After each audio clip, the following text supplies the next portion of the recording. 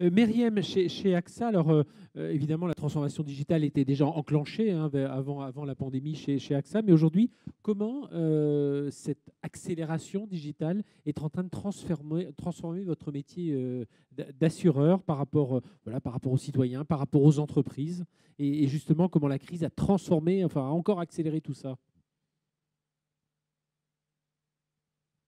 Merci. Alors, je réagirai d'abord à ce que disait Benoît, parce que je pense qu'il y a un lien direct aujourd'hui entre ces transformations qui sont en train de s'accélérer et aussi la crise, parce que la crise a fait prendre une énorme conscience, donc awareness, autour de ces transformations pour des secteurs qui étaient à l'aise et qui, limite, ne se sentaient pas avoir besoin de bouger les limites, puisque, pour des raisons diverses et variées, par rapport à leur marché, par rapport à la réglementation et la régulation locale qui peut protéger certaines formes de travail ou de business model, ne se sentaient pas dans l'obligation de bouger les lignes et de faire en sorte que les choses bougent et qu'on soit dans une transformation moins voulue plutôt que subie. Parce que les plus gros, en fait, les plus gros secteurs qui se sont transformés, ils se sont transformés pour être plus compétitifs, pour gagner des parts de marché et pour aller de l'avant. Et jusque-là, pour avoir vécu, par exemple, dans le secteur de la banque, il y a une vingtaine d'années, dans l'industrie, même minière, aujourd'hui, le secteur de l'assurance au Maroc, je parle bien du Maroc, ce n'est pas le cas d'AXA Monde, est un secteur qui est quand même resté relativement traditionnel jusque-là.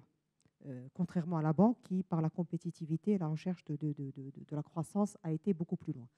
Donc aujourd'hui, AXA, on a eu la chance d'appartenir à un groupe. On a la chance d'appartenir à un groupe qui est le numéro 2 mondial, et qui a un savoir-faire et qui a déjà déployé des modèles très poussés ailleurs, qui nous ont permis d'aller réellement de l'avant.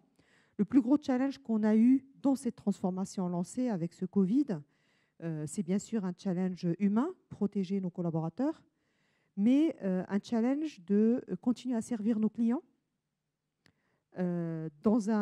surtout sur des lignes d'assurance assurantielles telles que la santé, où on peut avoir un impact crucial et direct sur leur vie.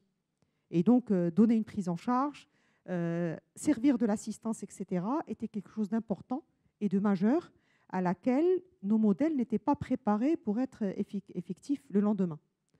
Et ensuite, il fallait aussi continuer à opérer avec notre écosystème, parce que contrairement à beaucoup d'industries, l'assurance est un métier d'intermédiation. Donc nos agents, les courtiers, c'est des intermédiaires qui sont dans une logique d'écosystème.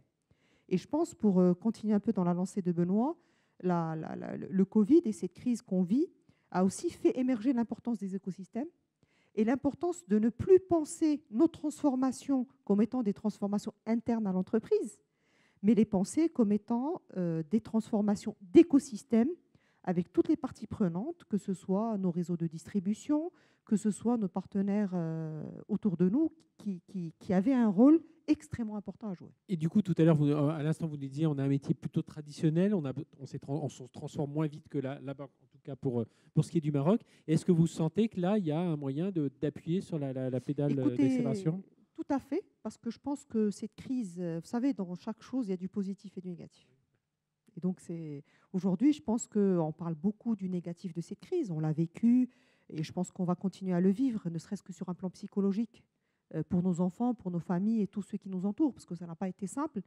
Mais il y a aussi un côté positif qui est une vraie prise de conscience autour d'enjeux environnementaux, autour de ce qu'on mange, autour de ce qu'on respire. Donc, j'espère que le monde et donc la dynamique mondiale changera autour de ces sujets-là. Et puis, la table ronde qui suivra traitera un des sujets majeurs autour de ça, mais aussi a fait prendre conscience aux gens de l'importance d'une vraie balance, donc équilibre entre vie privée et vie professionnelle.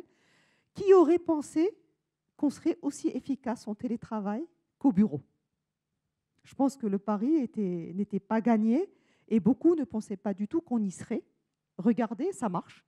Et donc c'est comme ça aujourd'hui que AXA mondialement a décidé de mettre tous ses collaborateurs à 2 jours sur 5 en télétravail mondialement pour toujours. Et donc aujourd'hui, tous les collaborateurs d'AXA Maroc sont à 2 jours sur 5 chez eux, même après cette crise.